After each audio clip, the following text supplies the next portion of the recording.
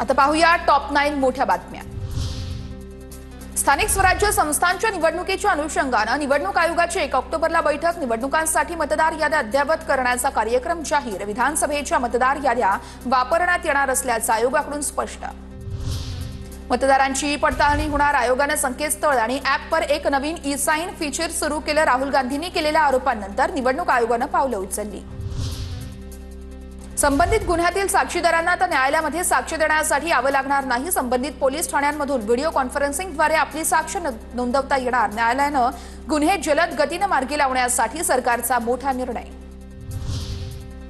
ST कामगार थकीत देयक आणि प्रलंबित मागण्यांसाठी आक्रमक। एसटी कामगारांमध्ये प्रचंड असंतोष निर्माण। सरकारनं 10 ऑक्टोबर पूर्वी कामगारांचे प्रश्न न सोडवल्यास कामबंद आंदोलन करण्याचाही इशारा।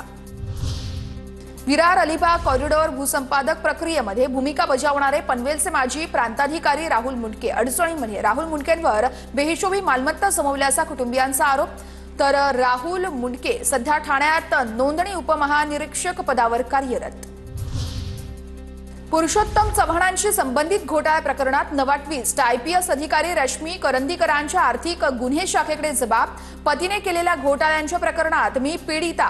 चव्हाणने केलेले सगळे आर्थिक गैरव्यवहार संमतीशिवाय करण्यात आला। रश्मी करंदीकर यांची माहिती। ईओडब्ल्यूच्या गुन्ह्यात तुरुंगात असलेला पुरुषोत्तम चव्हाणचा कारनामा उघडकीस। चव्हाणांनी घोटाळा करण्यासाठी दिवंगत व्यक्तीच्या नावाचा वापर केला। चव्हाण 4 वर्षे शासकीय अधिकारी असल्याचे भासवल्याचं समोर।